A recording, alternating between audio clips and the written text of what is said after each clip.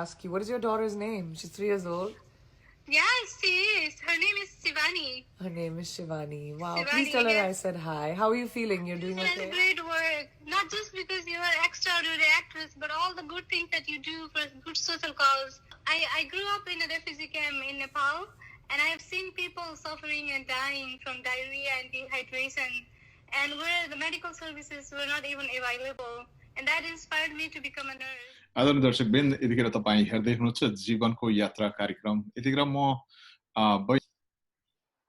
लक्ष्मी विश्वासँग छु र उहाँसँगको छोटो कुराकानी हामी गर्नेछौँ। बहिनीलाई कार्यक्रममा स्वागत छ। हजुर, जयमसी, नमस्कार सबैजनालाई। Thank you. कस्तो हुनुहुन्छ? ठिक हुनुहुन्छ? हजुर, म एकदम आरामै छु। हजुरहरु कस्तो हुनुहुन्छ? एकदम, हामी पनि एकदमै आराम छौँ। विशेष गरी तपाईको अलिकति ब्याकग्राउन्ड, छोटकरीमा ब्याकग्राउन्ड भनिदिनुस् न, तपाई कहाँबाट हुनुहुन्छ, कहाँ बस्नुहुन्छ र के काम गर्नुहुन्छ अहिले? हुन्छ नि, मेरो नाम लक्ष्मी अनि म नेपालबाट, अनि अहिले चाहिँ युएस को क्यान्ससमा छु। अनि मेरो काम चाहिँ म रेजिस्टर्ड नर्स, अनि अहिले चाहिँ साउनी मिसन, एडभेन्ट हेल्थ साउनी मिसन क्यान्सस हस्पिटलमा काम गरिरहेको छु क्रिटिकल केयरमा। अनि साथसाथै क्यान्सस कम्युनिटी होम हेल्थको पनि एडमिनिस्ट्रेटर हो, अनि कम्युनिटीमा पनि काम गर्छु। विशेष गरी तपाईँ हस्पिटलमा काम गर्नुहुन्छ, अनि यो आज एउटा इन्डियाको एकजना अथवा चाहिँ उहाँलाई चाहिँ बलिउड हलिउड दुईटैको एउटा एक्ट्रेस प्रियङ्का चोपडाले चाहिँ तपाईलाई एउटा इन्स्पायरिङ लेडी भनेर नोमिनेट गर्नुभएको रहेछ र त्यो भिडियो लाइभ आज आइरहेको अवस्थामा हामीले पनि देख्न पायौँ र हामी आफैलाई एउटा गर्वको कुरा तपाईले गरिरहेको काम आज मानिसहरूले देखेर अवलोकन गरेर एप्रिसिएट गरिरहेको देख्दाखेरि हामीलाई खुसी लाग्यो। यसको विषयमा अलिकति भन्नुस् न।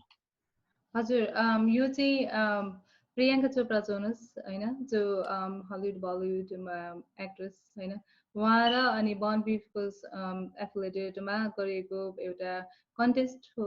अनि यसमा चाहिँ युएस गरिरहेका सबै महिलाहरू, हजारौं महिलाहरूको नोमिनेसन गएको हुँदो रहेछ। अनि त्यसमा चाहिँ मेरो बहिनीले मेरो नोमिनेसन लगाइदिनु भएको थियो, अनि that was surprise for me. अनि त्यो सबै हजारौं एप्लिकेसन्स स्टोरिजहरुबाट चाहिँ अनि 4 जना मोस्ट इन्स्पायरिङ वुमेनलाई छानिनु भएको छ। अनि त्यसमा एकजना म परेको छु, अनि आई फिल अनर। अनि अमेरिकाबाटै तपाई चाहिँ 4 जना मध्येमा एकजना छानिनु भयो। हजुर हजुर, कस्तो अनुभव भइरहेको छ तपाईलाई यतिखेर?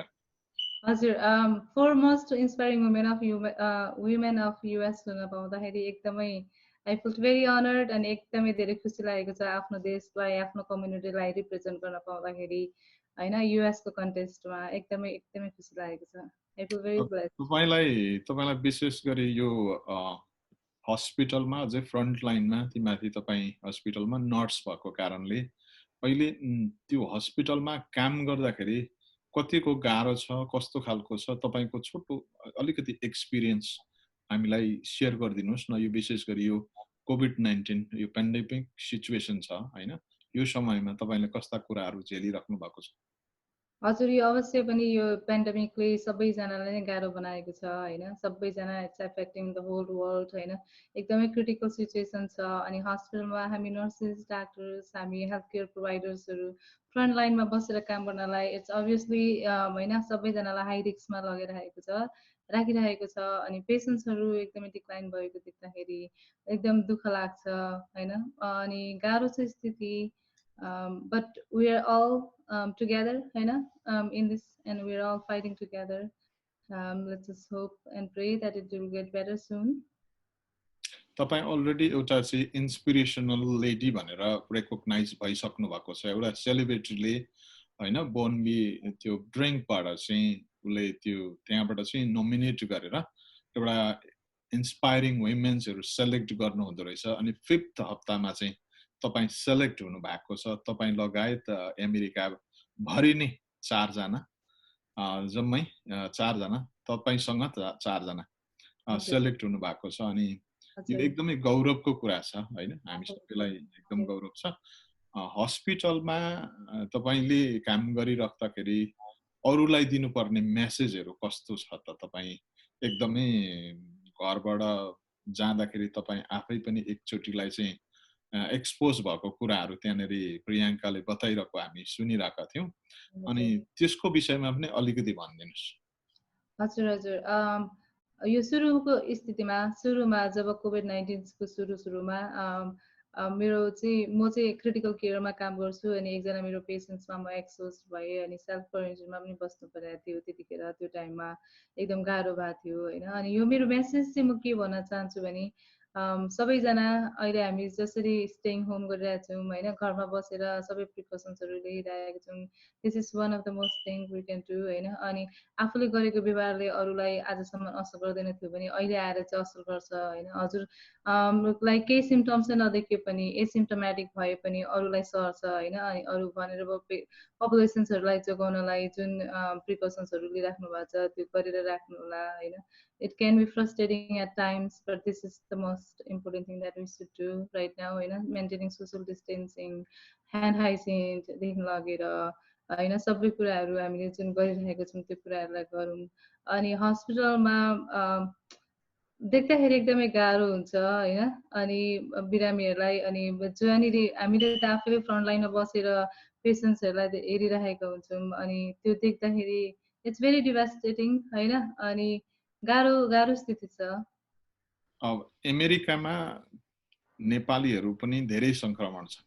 हजुर हजुर यो अवस्थामा नेपालीहरूलाई तपाईँ एज अ नर्स भएकोले उहाँहरूलाई कस्तो सन्देश र जानकारी दिन चाहनुहुन्छ छोटकरीमा?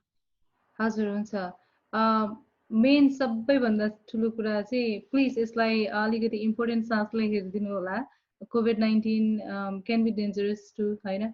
साथसाथै उपचार पनि भइरहेको पनि छन् अनि मान्छेहरू जाति पनि भइराख्नु भएको छ मानिसहरू र घर पनि फर्किराख्नु भएको छ हस्पिटलबाट। अनि त्यो कुरालाई देख्दाखेरि खुसी लाग्छ, तर फेरि यो बिरामले यति धेरै छिटो च्यापेर सानै उमेरमा जीवन गुमाइरहेको पनि देख्दाखेरि एकदमै धेरै नराम्रो पनि लाग्छ। अनि मेरो आफ्नो कम्युनिटीको मानिसहरूलाई म के भन्न चाहन्छु अथवा एज अ जनरल पब्लिकलाई म के भन्न चाहन्छु भने please stay home, stay safe होइन। अनि keep doing what you're doing अनि सबै प्रिकसन्सहरू लिनु होला, सिडिसीको गाइडलाइन्सहरू फलो गर्नु होला होइन। अनि प्लिज आफूले गरेको व्यवहारले अरूलाई असर गर्छ भनेर सोचिदिनु होला। अनि आफूलाई सिम्टम्स चाहिँ नभए पनि प्लिज अहिलेको कन्डिसनमा चाहिँ मेन्टेन सोसल डिस्टेन्सिङ होइन। अनि protect yourself and protect your loved ones.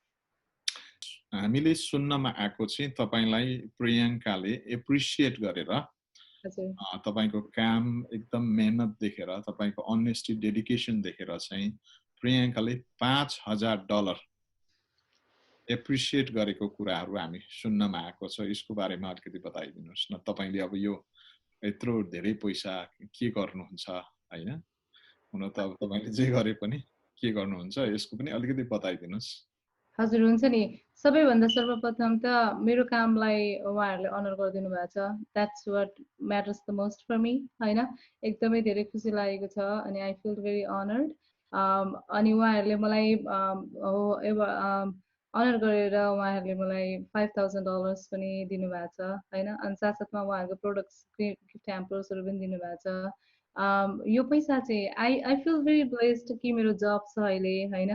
अनि हामी आफूले नै आफूलाई सक्षम गर्न होइन सकिरहेको छौँ। अनि यो रकम चाहिँ मैले यो अवस्थामा खाँचो अभाव र आवश्यकता परेका मानिसहरूलाई सहयोग गर्ने योजना गरेको छु। धन्यवाद तपाईको यो उदार हृदयको लागि। हामी तपाईले अझै राम्रो काम गर्न लागिराख्नु भएको छ।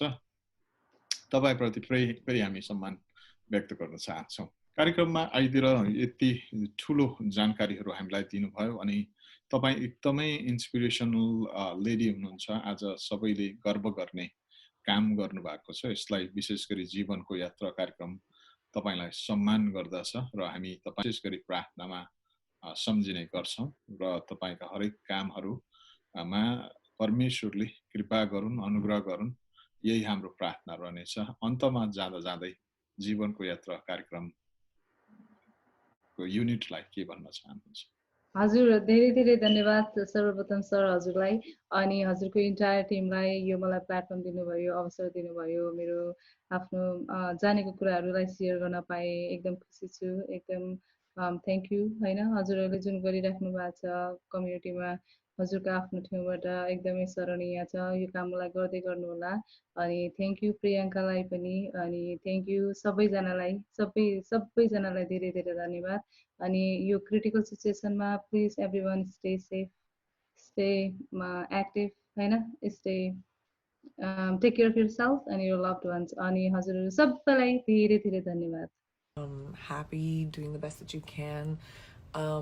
As we all know, these are unprecedented, crazy times, and I hope you're having a good Wednesday. This is our last episode of Together Women Rise. It's sort of like a series that I've been doing with Bon Viv, as you can see right here, to highlight women who are rising above the challenges of what everyone is going through today. And I know this has been, like, I can't believe it's already been 5 weeks that we've been doing this. It just, time is just blurring now to me. Even though I won't be seeing you guys every Wednesday, I hope that with the time that we've shared together, you guys, as well as me, we keep commemorating women and thanking women who are doing incredible things for their communities. I've really loved having this time with you guys and talking to you, but I also want to say a big thank you to Bon Viv and give them a big cheers and say thank you so much, Bon Viv, for taking the time and wanting to make this effort. So this is a big cheers to you. There we go. So let me tell you about our 4 extraordinary women that we are going to be commemorating.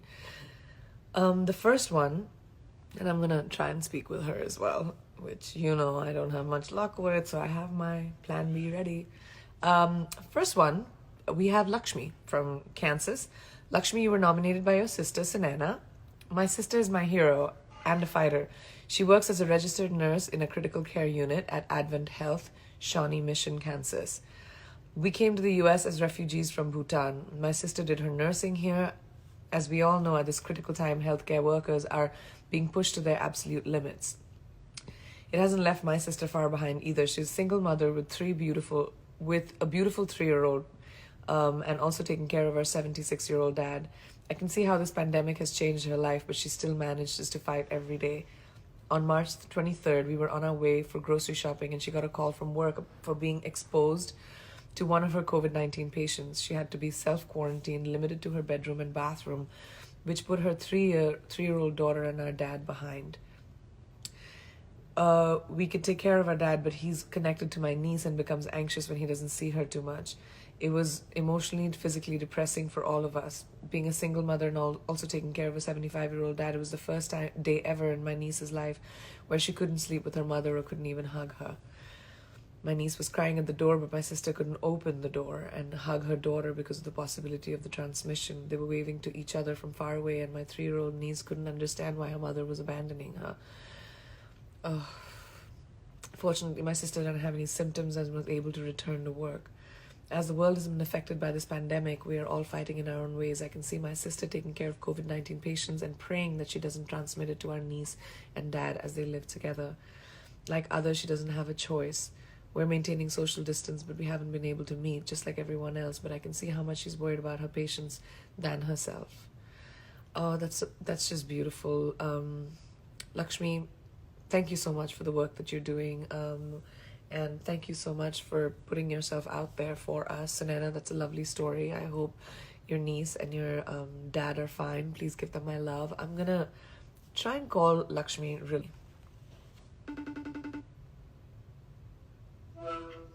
Hi, Lakshmi. How are you? Hi, Priyanka. That's Hello, everyone. Lakshmi. Hi. Do you guys see her? Hi, how are you? Hi, Priyanka. Hello, everyone. Namaste. I'm good. I'm doing good. I'm You're doing doing- good. It's such a great honor. Thank you. Such a great honor to talk to you. Your sister Sanana nominated you, and I just wanted to ask you, what is your daughter's name? She's 3 years old. Yes, she is. Her name is Shivani. Her name is Shivani. Wow. Shivani, Please tell her I yes. said hi. How are you feeling? You're doing Yes, okay? I will. I will. I'm doing okay. Thank you. Thank you, Priyanka. You're such an ideal for me. Aw. You do such a great work. Not just because you're an extraordinary actress, but all the good things that you do for good social cause. I'm your huge fan. I'm so excited. Well, thank you so much. That means so much to me. I just want to ask, you seem so positive right now, and seeing all the dread and the sadness around you right now. How do you stay positive like you are? You know, I grew up in a refugee camp in Nepal, and I have seen people suffering and dying from diarrhea and dehydration, and where the medical services were not even available. And that inspired me to become a nurse. And I also lost my mom. I was so close to my mom, and I lost my mom in 2017. At that time, I was I'm so staying sorry.